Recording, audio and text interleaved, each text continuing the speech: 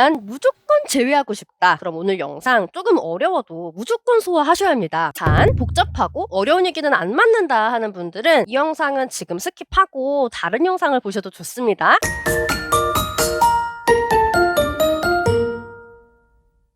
오늘은 다소 충격적인 이야기를 해볼까 합니다. 평소보다 내용 자체가 어려울 수도 있고 도덕관념에 예민하다 하시는 분들은 거부감 드실 수도 있어요. 하지만 어떻게든 목표한 바를 달성해내겠다, 무조건 제외를 하고 싶다라는 갈망이 있는 분들이라면 오늘 내용은 조금이라도 놓치면 후회하실 거예요. 연애자격 유튜브 보시는 분들이 착하고 예심 많고 배려심 많은 나, 여기에 취해 있는 경우가 많다고 보고 교정해드리려는 거예요. 이별했으니까 바뀌는 거는 맞지만 연애는 유혹이잖아요. 제외도 유혹이고요. 악녀가 제외는 더 잘한다고 말씀드렸어요. 기본을 놓치면 안 됩니다, 여러분. 오늘은 그래서 여러분에게 제외라는 과정에 대해 좀 더 보는 눈이 밝아지도록 지식적인 내용을 좀 알려드릴 텐데요. 평소에 난 조금이라도 내 상황을 분석하거나 컨트롤하는 능력을 갖고 싶었다 하시는 분들은 꼭 끝까지 집중해서 보시고 한 번 보지 말고 메모도 하면서 한 번 더 보세요. 본론 가기 전에 작년에 댓글 이벤트 상담 받았던 분 후기 공유해드려요. 이분이 8개월 전에 남긴 댓글, 저랑 25분 상담에 당첨되셔서 상황 푸는 법을 알려드렸어요. 이렇게 댓글만 잘 남겨주셔도 챙겨드리려고 했던 이벤트인데 그때 이후 참여가 많이 없어서 안 하고 있긴 한데요. 부활 원하시는 분들은 오늘 댓글 많이 남겨주세요. 그럼 정말 본론 갑니다. 주의사항, 오늘은 착하고 이쁘게 말 안 할 거예요. 여러분 정말 정신 차려야 제회든 상대가 내 말 듣게 만드는 거든 하실 수 있는 거거든요. 보통은 제회가 관심사이실 테니까 그쪽으로 설명드릴게요. 제회라는 건요, 상대의 생각을 부수고 내 생각을 주입하는 일입니다. 마치 컴퓨터에 입력하듯이 상대가 내가 원하는 행동을 하도록, 이별이 아닌 재회를 원하도록 이 입력 과정이 되게 중요하고요. 이게 잘 돼야 실제로 상대가 생각을 바꿉니다. 이거 뭔가 가스라이팅 같아요. 맞아요. 이별하고 싶은 사람이 재회를 원하게 하는 건 가스라이팅이 맞죠? 자기 나름대로 이별한 이유가 있을 텐데 내 뜻대로 행동하게 만들고 싶으신 거잖아요. 끔찍한 뉴스나 다큐에서나 볼 법한 범죄에 가까운 가스라이팅만 가스라이팅이 아니에요. 이렇게 사람들이 나랑 비슷한 생각을 했으면 해서 우리가 하는 모든 행동 역시 가스라이팅입니다. 누구나 하는 거고 범죄 저지를 거 아니면 죄의식 가질 필요까지는 없어요. 다만 예전에도 비슷한 영상 올려드리니까 불편하셨던 분들이 계셔서 도덕관념 예민하신 분들은 차라리 스킵하라고 말씀드린 거고요. 이 제회라는 걸 어떻게 해야 되느냐, 명령을 입력해야 된다고 했죠. 내가 원하는 행동을 하도록. 사람은 상황이 바뀌면 생각도 행동도 바꾸게 되는데요. 이 사람과 내가 연인이었다면 이 사람에게 원래 입력돼 있던 명령은 뭐였겠어요? 당연히 날 사랑하는 거였을 거예요. 하지만 내가 좋은 프로그래머가 아니라면 입력했어야 하는 거는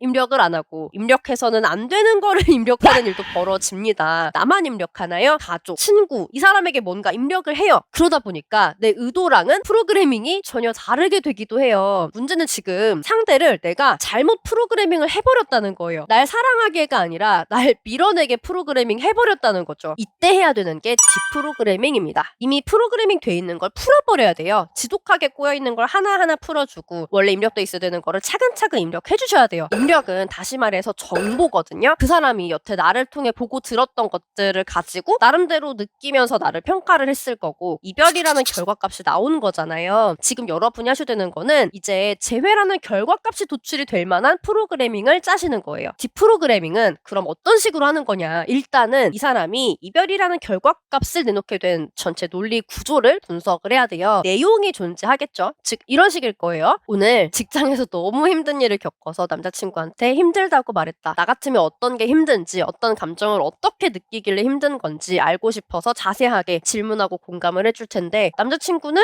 내 말을 끝까지 듣지도 않고 내 편이 되어주지도 않고 그건 내가 잘못한 거라면서 내 자존감을 뭉개버렸다. 사랑하는 사람에게 이럴 수 있는 걸까? 사랑하는 사람에게 이럴 수는 없다. 몇 개월 전 연애 초만 해도 이 사람이 이런 행동을 하던 사람이 아니었다. 남자는 변한다더니 이 사람도 변한 거다. 이 사람은 다를 것 같아서 믿고 마음을 줬지만 괜한 짓을 했구나. 나한테 마음 떠난 사람 빈 껍데기만 잡고 있을 이유는 없다. 사랑하지도 않으면서 그냥 내 몸만 좋아하니까 저번에 만났을 때도 바로 방부터 잡자고 한 거구나. 이렇게 몇 가지 근거를 가지고 결론적으로 이 사람을 내가 사랑할 필요가 없다라고 결과값을 낸 거죠. 새로운 내용이 입력돼서 이 내용과 그 내용 사이에 충돌이 생기지 않는다면 이 내용은 이대로 기록되거나 중요한 기억이 아니다라고 판단돼서 잊혀질 겁니다. 즐거운 순간보다는 사실은 상처로 남은 기억이 더 오래가는 법이고요. 나랑 연인으로서 상호작용할 일이 앞으로 없다면 굳이 나에 대한 기억을 세세히 갖고 있을 필요는 없겠죠. 이 논리구조 완전히 부수려면 어디를 부수면 될까요? 몇 군데 부수면 얘는 더 이상 작동을 못하거든요. 신념은 몇 가지 핵심 문장과 근거로 구성이 돼요. 이렇게 세 군데만 부숴볼까요? 1번, 일단 나는 너가 아니야. 너 같으면 자세히 묻고 공감부터 해줄 수 있겠지. 상대가 힘들어할 때 여자들은 보통 공감과 위로를 해주려고 하고 남자는 그 원인을 해결해주려고 노력해. 너가 공감해달라고 먼저 이야기를 꺼냈다면 나도 보통의 남자가 하는 듯이 문제를 빠르게 해결해주려는 쪽이 아니라 공감을 먼저 해줬을 거야. 내가 남자여서 미안하네. 이건 너가 앞으로도 누군가 남자를 만난다면 기억했으면 해. 그래야 이런 일로 상처를 또 안 받을 테니까. 2번, 너의 편이니까 최대한 빠르게 문제를 해결해 주려고 노력한 거야. 너의 편이 아니라면 내가 그 이야기를 들어주거나 같이 대화해줄 이유가 있었을까? 차라리 넷플릭스나 봤겠지. 너가 감정이 상했다고 해서 그 사람의 행동을 공격적으로 해석해서는 안 되는 경우가 많아. 3번, 사랑하는 사람에게 이럴 수 없다 라고 넌 이야기했지만 사랑하지 않는데 내가 지금 이 순간에도 너의 감정을 풀어주려고 고민하고 노력하고 이러고 있을까? 단순히 성욕에 의해서라면 더더구나 너의 감정을 이렇게까지 공들여 풀어줄 이유는 없어. 요즘 썸 타기 얼마나 쉬운데. 너가 이미 내린 결론에 모든 걸 엮으려고 하지 않았으면 좋겠어. 오히려 틀린 답이 나와서 더 힘들어지는 경우가 대부분일 거야. 너도 날 사랑했다면 왜 사랑하는 사람한테 이렇게 행동하는 거냐고 차라리 질문을 해봤으면 어땠을까? 그럼 대화하면서 풀릴만한 이야기였잖아. 여자가 모르던 정보들이 나왔어요. 이런 내용들이 추가로 입력이 되니 남자는 변했고 사랑하지 않고 몸만 탐하는 사람이라 내 힘듦을 공감해주지 않았다. 그러므로 정리하는 게 맞다 라는 결론에 에러가 생기네요. 나에 대한 감정이 부정적인 형태로라도 남아있었다면 그만큼 흔들립니다. 왜? 감정은 에너지잖아요. 나와 상관없는 일에는 손가락 하나 까딱 안 하게 되지만 화가 나면 소리도 지르고 물건도 집어던질 수 있는 게 바로 감정의 에너지인 이유죠. 에너지가 크면 클수록 나한테 흔들리는 정도도 클 거고요. 그래서 이별 직후가 사실 디프로그래밍 하기에 가장 좋은 시기이기는 해요. 나만 준비가 돼 있다면요. 물론 보통 이별을 결심한 사람의 논리 구조는 저렇게 단순하지만은 않아요. 겪었던 일도 많을 거고 그 전 상대들과의 기억이 엮여서 판단된 것도 있을 거고요. 특히 여러분도 이거 겪어보셨을 거예요. 헤어지고 시간이 지날수록 그 기억은 이별이 옳다라는 결론으로 통합이 되면서 모양이 달라지거든요. 예를 들어서 우리 아성이는 파스타는 안 좋아해 라는 기억은 전 남친은 파스타도 같이 안 먹어줬어. 식성도 안 맞았네? 이런 모양으로 바뀐다는 거죠. 그래서 시간이 지날수록 재회를 위한 디프로그래밍이 불리해집니다. 나에 대한 감정이 눈에서 멀어지면서 약해지고 즉 내가 뭔가 액팅했을 때 리액션 할 만한 행동의 범위가 줄어든다는 거죠. 평소 같으면 답장할 내용도 답장을 안 하기 시작한다는 뜻이에요. 또 사귈 땐 부정적이지 않았었던 정보들을 이제는 부정적으로 인식한다는 거죠. 이 모든 게 다 진행이 돼버리기 전에 디프로그래밍을 할 수 있다면 그냥 잠깐 싸웠던 걸로 마무리되는 게 이 이별이라는 사건이에요. 사건 직후 48시간 내에 풀면은 정말 그냥 잠깐 싸웠던 것 같이 돼버리거든요. 이거를 플래티넘 타이밍이라고 해요. 열흘 지나기 전에 풀기 시작하는 거를 골든 타이밍, 한 달 지나기 전에 풀기 시작하는 거를 실버 타이밍, 2달 지나고 시작하려고 하면은 그러니까 많이 힘들죠 보통. 문제는 지금 디프로그래밍 하려고 우리가 사용한 내용들이 다 나오라는 거예요. 그래서 오늘 배웠다고 또 예시대로 보낸다? 망해요. 프로그래밍 내용을 짰다면 상대가 받아들일 만한 언어를 한 번 더 변환, 너로 한 번 인코딩은 해줘야 돼요. 왜냐하면 우선 첫 번째, 이별 후라서 입력이 원활하지 않아요. 내 영향을 충분히 받는 상황은커녕 연락을 해도 잘 안 봐. 말만 해도 다 반박하려고 해. 왜 이럴까요? 사람들은 디프로그래밍 당하는 거는 본능적으로 거부하니까요. 이별했는데 대화하자면서 매달리는 사람은 목적이 뭐예요? 디프로그래밍 하려는 거잖아요. 그러니까 거부하는 겁니다. 그래서 디프로그래밍 할 논리 구조를 짰다면 이걸 어떻게 나눠서 디프로그래밍 할 건지, 어떤 식으로 저 사람이 정보들을 받아들이게 할 건지라는 부분들까지 완성이 돼야 돼요. 저 사람 의견이 다 바뀔 때까지 붙들고 있는 게 불가능하잖아요. 그러니까 디프로그래밍은 사실 조금씩만 가능할 거고 나와 떨어져 있는 동안 자꾸 다른 게 입력이 될 거니까 완전히 제외 전에는 사실 자꾸 에러가 나는 경우가 있을 거예요. 그럴 때 내가 어떻게 대처하는 게 좋을지 이런 부분도 다 짜두셔야 되고요. 이런 것까지 고려를 한다면 절대 단기전이 아닌 장기전으로 생각을 하시는 게 맞겠죠. 특히 초반에는 난 널 디프로그래밍 하려는 사람이 아니야 라고 접근을 해야 그나마 내 말을 들어줄 가능성이 높기 때문에 그래서 제가 너를 여러분이 아셔야 되니까 너 특강도 벌써 7강까지 풀어드렸죠. 공부하세요. 정말 중요한 무기니까.